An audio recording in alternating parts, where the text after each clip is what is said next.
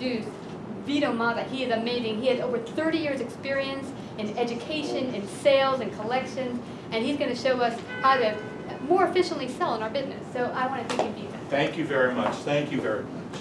Good evening, everyone. Thank you for welcoming me. He gets the prize, this guy right over here. Give him an extra sandwich or something. Yeah.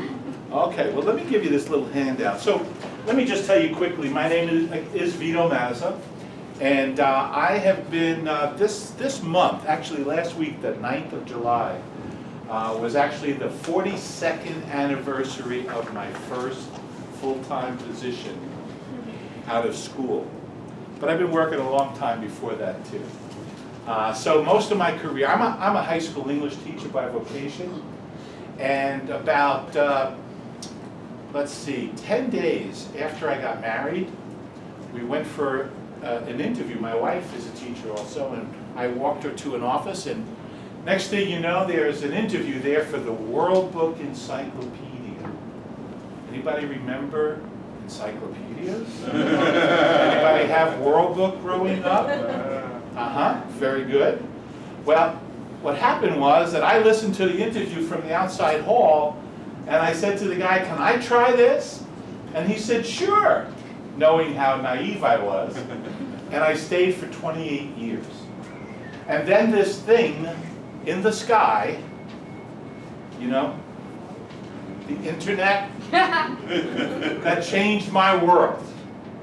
And the term that we have is disintermediation, which means travel agents, sellers of all kinds, those middleman positions or middle lady positions were eliminated.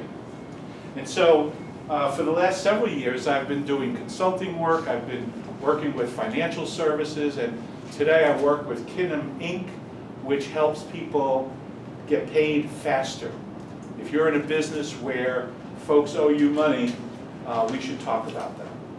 But what I'm here for tonight has to do with sales training and marketing. And my approach to that has been, for all these years, to talk more about the person, the individual. This is about personal development. You know, some people who start a business, how many of you are business owners or are looking to start a business? Great. So a lot of times I hear new entrepreneurs saying, "Oh, I'm so excited about starting my own business, but I don't want to do any selling because I'm not a salesperson." And I say, "Really? Well, I think you should find another line of work. Because if you're not confident in what you're offering the public, you're selling just by the way that you approach that attitude." So I have a handout for you all. If you would take that and pass it down. And it's very brief. It's two-sided. Here you go.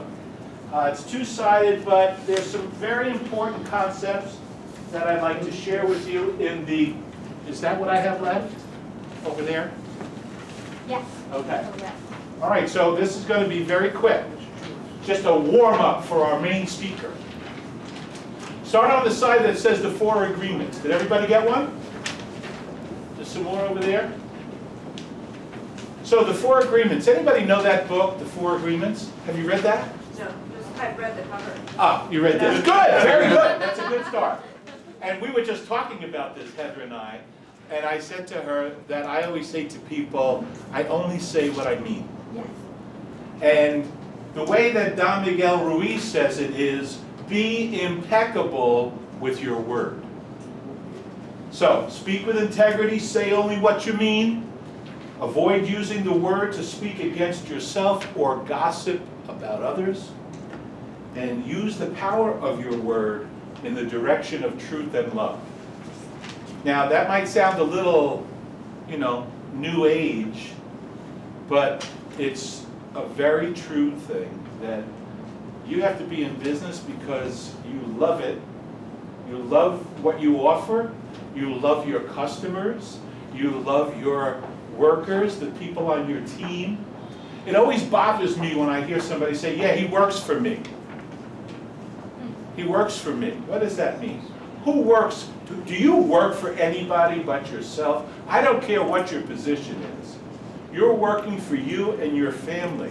And as a leader, a business owner, I want my team to know that we're on a team.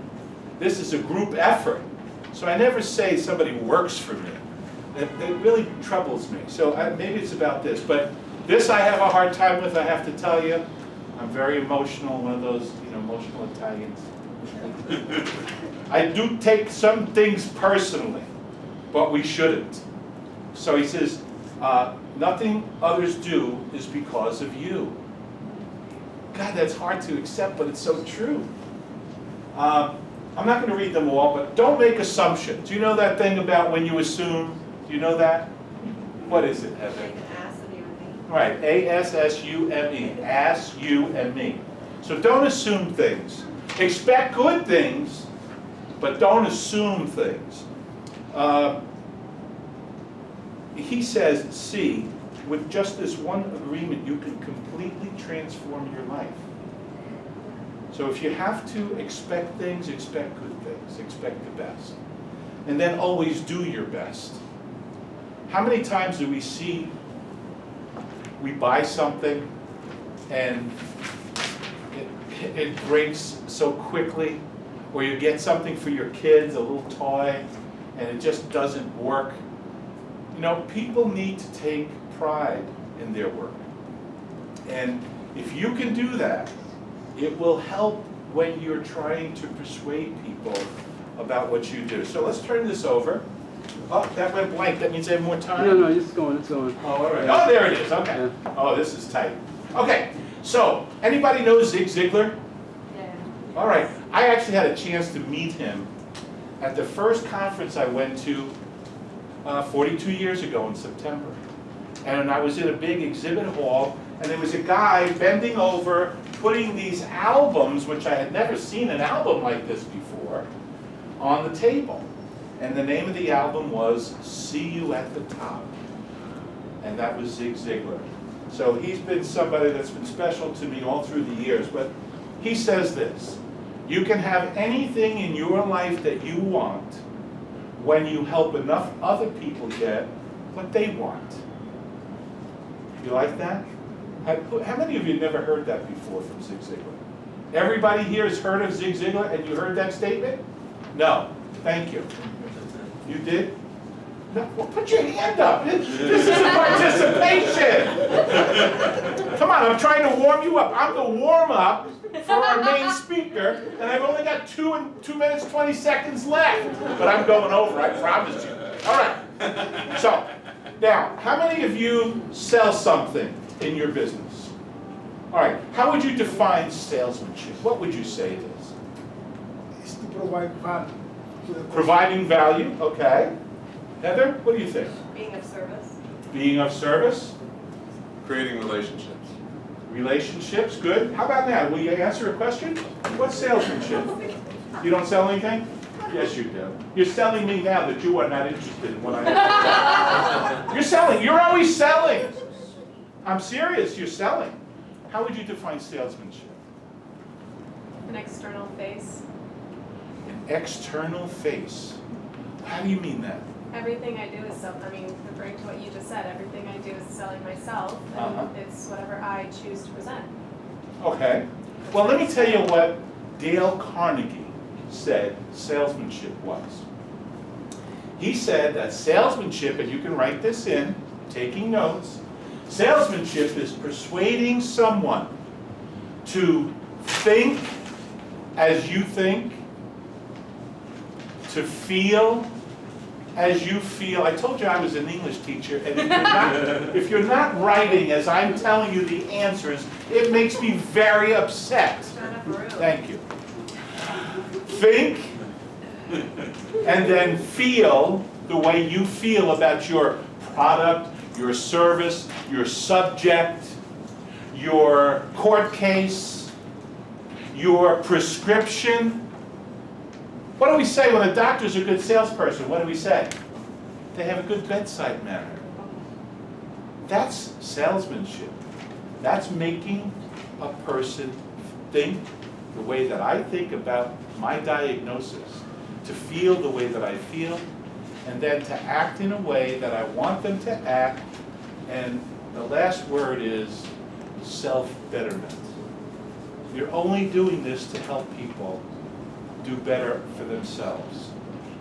Because we believe there's an immutable law of nature that when you give, you get. And finally, Eleanor Roosevelt. You know, most people know the quote. Eleanor Roosevelt has a very famous quote, which I frankly can't remember now. But she said that no one can make you feel inferior without your permission. But I like this one. Never allow a person tell you no who does not have the power to say yes. And in selling, you need to be sure that you're talking to the decision maker. And they're the ones that can say yes to you and how you think, feel, and act in their most, their best interest. Okay? Anyhow, if you need to get in touch with me, my contact information's on the bottom. And I appreciate the opportunity to join you all tonight, and I look forward to our next presentation. Christina, thank you.